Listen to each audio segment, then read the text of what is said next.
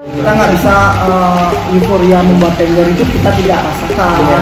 Euforia membuat lawar dan macam-macam itu. Nilai sih kadang ada yang sesuai ekspektasi, ada yang di luar. Kan balap-balapan ya. Balap-balapan itu belum ada saing. Kalau mau balap-balapan itu kan ada ke Mandalika. Ya, untuk impression pertama ke UGM luar biasa ya. Kan kita tahu UGM kan peringkat yang nomor 1 sekarang di Indonesia. Pertama yang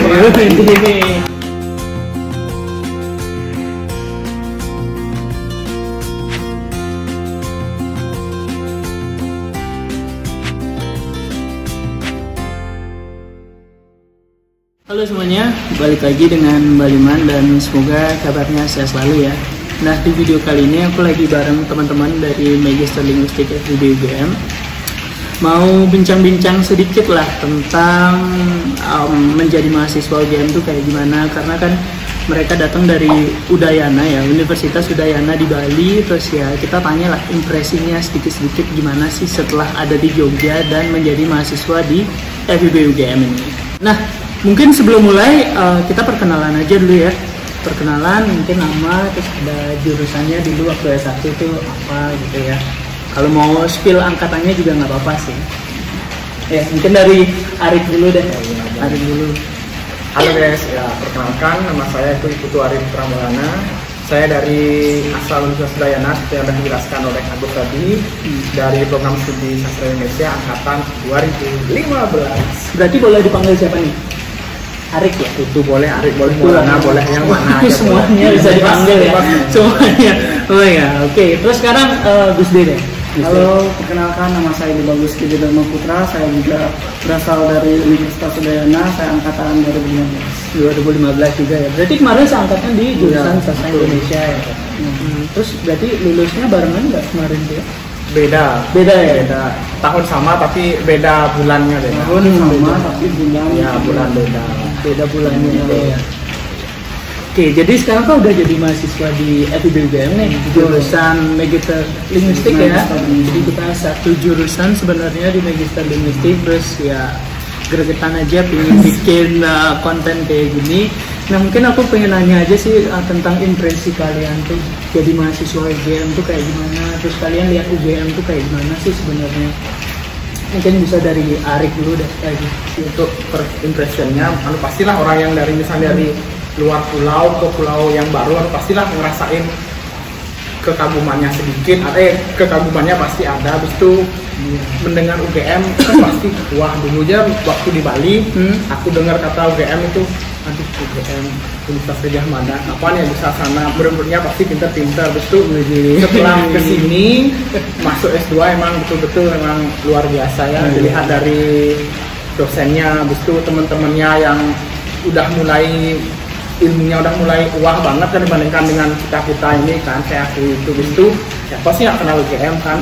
Iya, peringkat pertama coy di Indonesia kan. Jadi suatu kebanggaan sih masuk sini dan bersyukur ketemu sama teman-teman yang emang punya background yang berbeda-beda dan juga punya ilmu yang bagus-bagus, dan ini jadinya kan dapat ilmu baru di sini dibandingkan sebelumnya. Itu aja sih. Seru ya kenal sama orang baru, terus sama dari seluruh Indonesia lah yang kita kenal juga ya. Tapi kayaknya di semua universitas juga sama ya. Tapi kan untuk jenjang S2 kan lebih tinggi lah tingkatannya, karena kan kita yang ajak kita sekelas kan bukan satu angkatan, misalnya tahun 96 kita ajak, tapi kan ada yang udah punya anak ya dicampur dan rumah tangga, pasti kan pemikirannya beda. Itu kan yang buat tantangan di sini untuk belajarnya itu aja sih. Oh ya, terus kalau Gus D gimana impresinya? Impresi saya itu kurang lebih sama ya sama saudara ini Adi.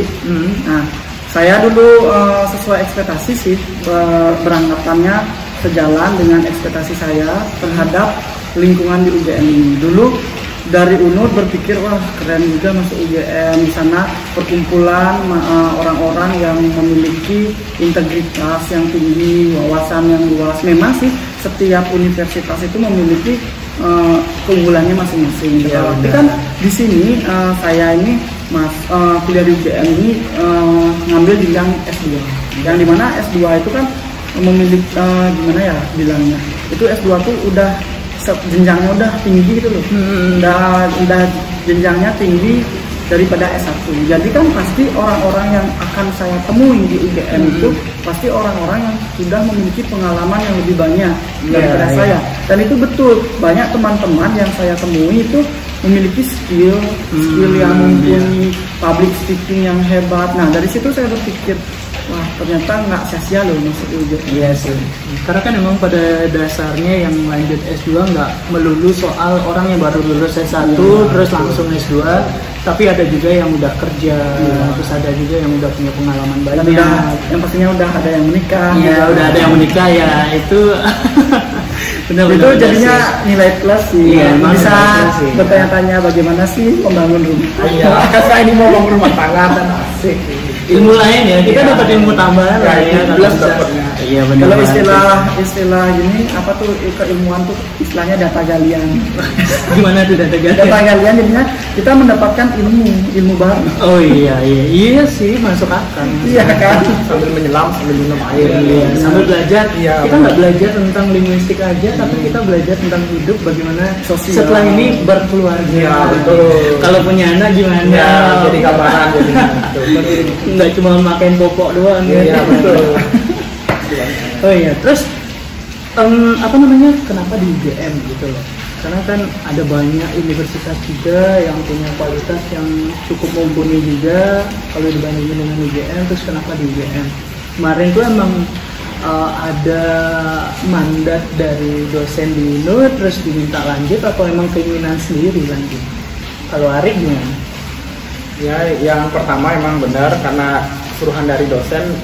Tetapi jauh sebelum itu emang setiap dengar kata Jogja tuh kayak adem, kayak tenang gimana gitu. Makanya akhir-akhir nyusun skripsi tuh selalu kepengin denger lagu yang berbau-bau kota Jogja. Itu di situ setiap malam terus berdoa akhirnya tercapailah di sini dan juga didukungkan oleh dosen bahkan yang memberikan surat saktinya untuk masuk sini. Kalau gitu nggak bisa. Itu aja ya, sih. Benar sih. Kalau nggak ada rekomendasi itu, itu surat wasiat dari benar. Terus kalau Gus Dik? Sebenarnya kurang lebih sama juga. Oh, sama juga. Karena kami ini kan berada dalam background universitas yang sama, dosen yang mengajar yang sama. Kebetulan juga pembimbing akademinya juga sama. Jadi pembimbing akademi itulah yang memberikan mandat atau enggak memberikan ujangan lah kalau mau lanjut sebaiknya ke UGM. Karena kebetulan beliau yang menjadi dosen pembimbing akademi juga lulusan UGM. Pas kebetulan kami bimbingan itu diberikan wejangan itu, jadinya setelah itu saya googling bagaimana sih kampus UGM itu sebenarnya. Kalau ditanya sebenarnya pengennya dua waktu itu antara masuk UI sama UGM, tapi entah kenapa di UGM itu rasanya feelingnya itu kayaknya di UGM deh paling cocok. Karena kenapa begitu? Karena kan di UI ini pasti orang-orangnya gimana ya? Bukannya judge gimana ataupun gimana ya? Menurut subjektifnya pribadi dari saya itu memandang di UI itu kayaknya pergaulannya lebih high. Memang sih tergantung kita mencari pergaulan, tapi kan saya rasa di UGM ini orang-orangnya sangat sederhana. Dan banyak juga ilmu ataupun budaya-budaya yang bisa saya pelajari di sini. Nah, maka dari itu saya memilihlah kampus UGM sebagai pilihan yang pertama. Tapi UI tetap jadi pilihan kedua. Oh, tetap ada pilihan kedua ya. Tapi akhirnya waktu itu daftar juga di UI. Kebetulan daftar juga online-nya, tapi karena udah memfokuskan ke UGM ya udah UGM. Apapun itu nggak fokus lagi ke UGM. Di Udayana pilihan ketiga. Oke, di Udayana lagi ya. Tetap cinta. Terus kemarin kalau kata dosen yang ngasih izin itu atau yang memberikan rekomendasi, sekarang masih kontak-kontakan dong ya? Masih kontak-kontakan. Terus gimana kata beliau? Udah akhirnya tuh dapet kan di sini. Gimana kata beliau? Kalau Arik? Untuk dosen pembimbingnya kebetulan kan beliau ibu-ibu kan mungkin beliau menganggap kami berdua nih sebagai anak, otomatis kalau saya rasa tuh beliau tuh seperti ibu kandung sendiri lah itu. Selalu menanyakan gimana tahapnya, udah sampai mana, habis itu nanti kuliahnya sama sini, ini ada temen ibu di sini, tinggal hubungin ini. Pokoknya gimana ya seperti orang tua sendiri. Makanya makanya seperti punya orang tua kedua lah di kampus dulunya. Sampai sekarang juga beliau masih aktif menanyakan bagaimana di kampus, apa sudah bimbingan atau belum. Dekat juga ya, maksudnya hubungannya itu cukup dekat ya, nggak cuma ngasih rekomendasi, tapi juga sampai keseharian, terus prosesnya juga di. Kebetulan ibunya kan juga humoris, dia kan kadang-kadang nanya gimana udah punya pacar, nggak usah stres dindingan, mending dipurel di cewek kayak gitu. Ibunya biasa lah, ibunya kan menyesuaikan konteks gitu ya. Kalau di luar kampus ngelucu biasa kayak gitu aja. Dia nggak serius terus ya, gitu. Bosan juga. Kalau Gus D? Ya sama, ibunya itu memposisikan dirinya itu sebagai orang tua. Dan saya pun juga merasa senang dan bersyukur mendapatkan sosok seperti beliau. Karena beliau ini tidak melepas kami berdua begitu saja. Tetap dibimbing, tetap beliau ngechat via WA, nanya kabar, diberi plan A, plan B buat kedepannya bagaimana. Habis itu ditanya terkait pelajarannya bagaimana, apakah lancar atau ada kendala. Pokoknya the best sih. Beliau tuh membimbing banget. Aku juga kalau dapat dosen pembimbing dia gitu seneng banget. Ya, berarti kebetulan sama ya yang berikan yang ngasih rekomendasi. Sama kebetulan kan dosen pembimbing akademiknya. Oh, dosen. Sekarang kan udah jadi mahasiswa UGM nih, udah 1,5 tahun ya kira-kira ya. Terus gimana sih perbedaan menjadi mahasiswa UGM dan juga mahasiswa UNER ketika proses belajar mengajar gitu? Mungkin Gus D dulu ya.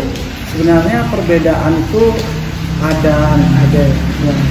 Kenapa ada? Karena dulu kan di S1 tuh sekuliah di sana jenjang S1, sedangkan di UGM ini jenjang magister. Benar. Nah, pasti ada perbedaan yang sangat signifikan di situ kan. Nah, yang saya rasakan sih itu tadi yang di awal sudah saya katakan bahwa effort untuk belajar itu lebih ya, pokoknya bobotnya lebih berat. Nah, tekanan pun juga lebih berat. Iya, benar. Ketimbang pada saat S1. Benar seperti itu.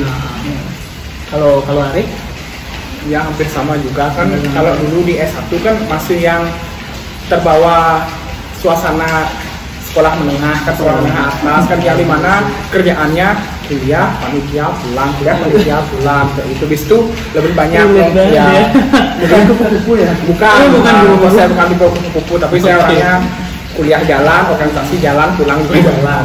Bawa motor tapi terus kalau sekarang ikut organisasi juga? Kalau sekarang kebetulan melihat situasi dan kondisi karena teman-teman yang satu angkatan orang-orangnya luar biasa hebat, otomatis sudah mengurangi kegiatan-kegiatan itu. Kalau dulu jujur S1 hampir setiap kegiatan pasti saya ikut. Kalau sekarang sudah mengurangi, lebih fokus ke belajar. Karena kan waktunya singkat, cuma 2 tahun. Lumayan. Kalau dulu S1 kan 4 tahun kan bisa lah buat jalan-jalan bisa. Mungkin karena efek temannya ambisius mungkin. Ya bisa jadi mempengaruhi juga. Ya mempengaruhi lebih semangat lagi. Kan mempengaruhi lebih malas lebih semangat lagi. Berarti kalau kalian nih lihat ada teman yang ambisius banget, pengen lulus cepat, terus pengen jadi dosen, terus jurnal udah banyak banget publis, kalian tuh ke-trigger nggak buat lebih cepat juga selesai belajar lebih? Ya bagus sih pertanyaannya. Bagus apa menjebak? Kalau saya pribadi menanggapi itu semua sebagai biasa saja. Biasanya untuk saya pribadi ya itu sekedar lucu-lucuan buat saya. Maksudnya karena setiap orang kan memiliki karakternya yang berbeda-beda, tujuannya yang berbeda-beda. Jadi kalau saya pribadi nggak ambil pusing sih, maksudnya ngelihat story-story misalnya seperti upload jurnal gini-gini, saya nggak ke-trigger sama sekali ya. Karena memang setiap orang punya timeline, punya plannya masing-masing, punya tujuannya masing-masing juga. Kalau Ari gimana lihat keadaan kayak gitu? Sama juga. Nah intinya saya tuh punya prinsip, biarin mereka duluan, kita akan punya waktunya sendiri untuk mengerjakan itu, walaupun kita harus pada akhirnya bersusah payah dan kerja 2 kali lipat. Tapi kan itu udah sesuai dengan hati kita. Ketimbang kita ikut-ikutan mereka, masih mereka mereka kan kemampuannya mungkin sudah ada kan wajar kayak gitu aja sih, saya nggak mempermasalahkan itu. Intinya mereka saya tekankan mereka tidak salah. Iya. Tergantung sekarang kita yang melihat mereka. Ya dari mana? Sudut pandangnya dari mana? Dari sudut pandang negatif atau sudut pandang positif. Bener banget sih. Tapi lagi-lagi kita balik kalau kuliah itu kan sebenarnya bukan sebuah kontestasi. Iya, ya, benar. Bukan persaingan cepat dan kurang lama Ya, atau apa yang lain sebagainya, tapi tentang pemahaman kita. Ya, ilmu yang didapat ilmu yang kita pelajari. Apalagi waktunya kan singkat, cuma 2 tahun Benar banget aja. sih. Benar banget. Makanya kan dulu pernah tuh dosen kita mengatakan, Siapa nih? Ada dosen kita nih, siapa nih? Dosen kita kan dulu pernah mengatakan kalian ini tidak berkompetisi. Benar. Kalian ini di sini bersama-sama, berpegang tangan bersama-sama untuk mencapai tujuan bersama. Yaitu tujuannya apa? Lulus. Iya, Di sini kita itu mencari relasi, bukan mencari musuh. Iya kan? Iya. Bukan balap-balapan ya. Bukan Kalau balap-balapan. itu Olimpiade saing Iya. bukan. Kalau mau balap-balapan Bahkan itu kan ada ke Mandalika. Iya, Iya. betul tuh. Benar sih.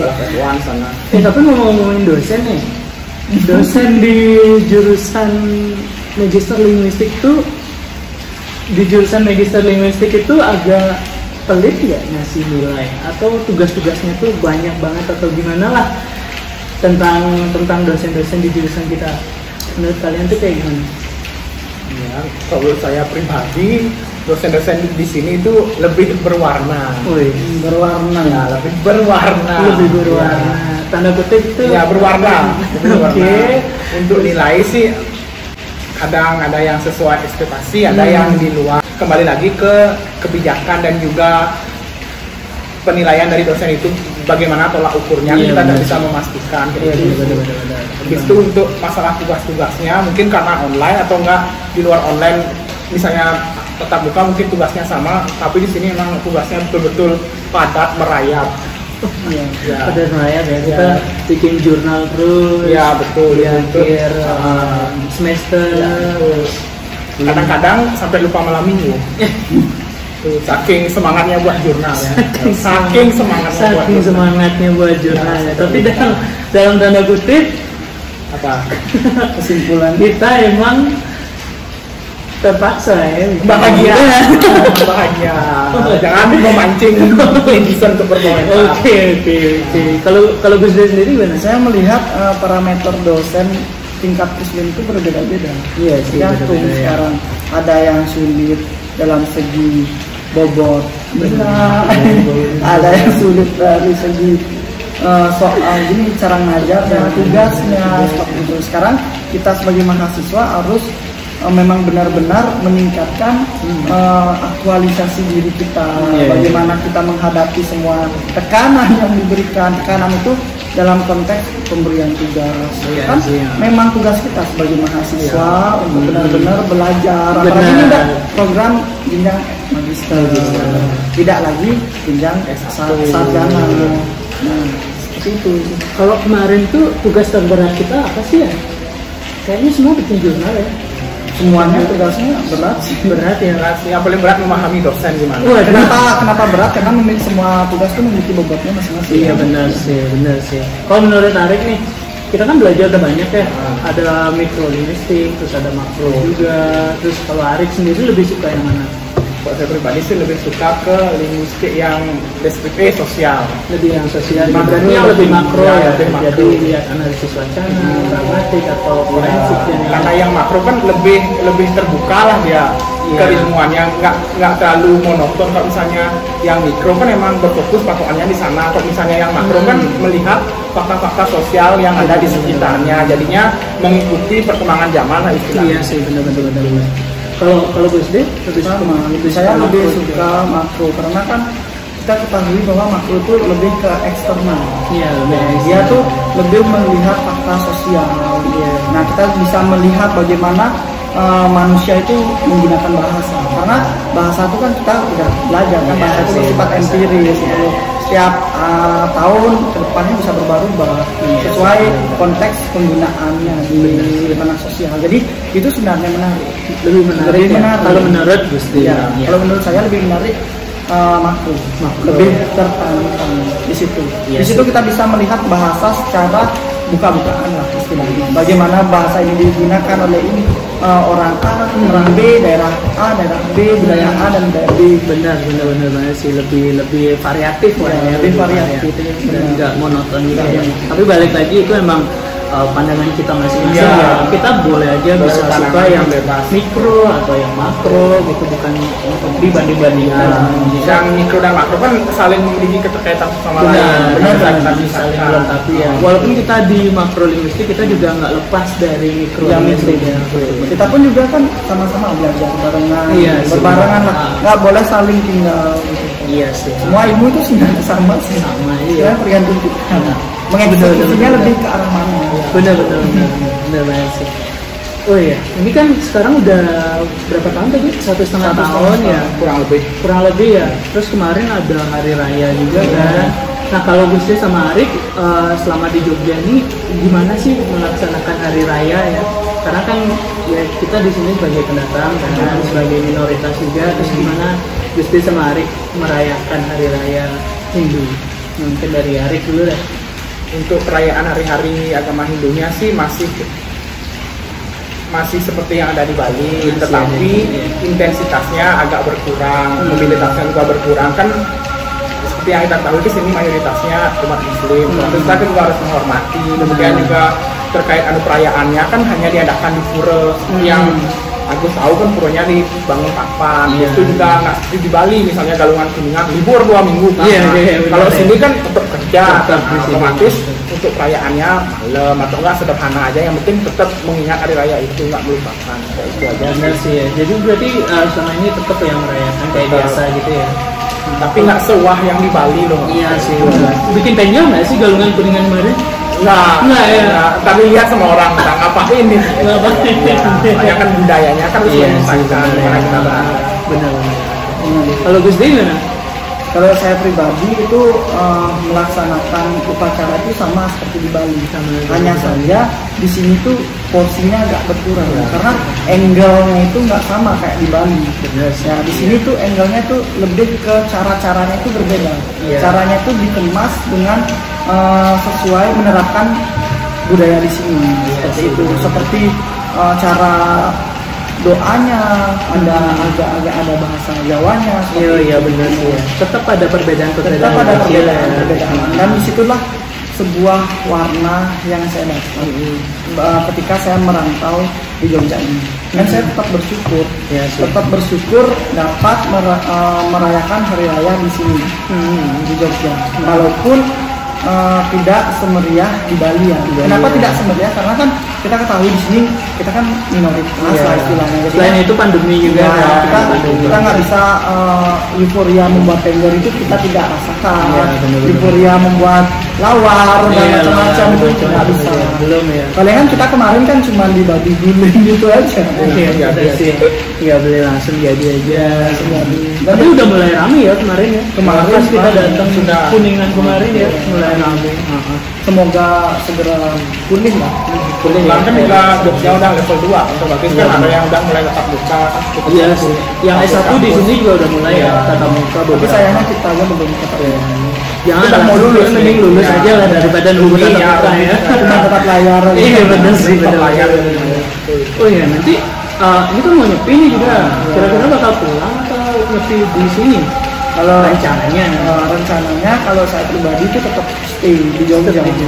Karena kebetulan kan udah mahasiswa tingkat akhir juga. Iya sih. Saya berpikir mending saya selesaikan di sini aja. Ketimbang saya lagi pulang habis-habisin duit juga kan. Mending duitnya kita simpan di sini. Buat acara di sini, tahun baruan di sini. Administrasi juga mahal. Belum lagi terus rapid atau apa gitu segala macam. Bus aja udah ngabisin berapa, rapid belum.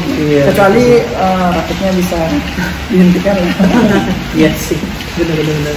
Kalau Ari mana? Pengen di Jogja juga ngerayain sih. Memang pengen di Jogja sih. Karena udah feel-nya dapet di sini itu loh. Jadinya kalau mau pulang ke Bali itu pengen pulang, tapi udah sampai di Bali, kayak ada yang berbisik sini ke Bali kayak gitu. Jadinya gagal move on kan gagal itu di mana seperti lagunya ada sesuatu di Jogja. Wih, filosofis banget ya malam-malam ini di Jogja, niatnya santai aja loh padahal. Oke deh, jadi mungkin kayak gitu aja untuk di video kali ini ya. Mungkin nanti buat teman-teman juga kalau misalnya ada pertanyaan yang buat dari Bali, terus tips-tipsnya buat kuliah di Jogja tuh kayak gimana, tinggalnya di gimana, yang lain-lain bisa komen aja di bawah. Bisa juga langsung follow Instagram mereka, dan juga kebetulan mereka juga punya akun YouTube, nanti bisa subscribe, nanti mungkin bisa lebih update lagi karena dia pengen buat konten juga tentang UGM lah, tentang jalan-jalan di Jogja dan yang lain sebagainya. Oke, jadi makasih banget udah nonton videonya sampai selesai dan sampai jumpa.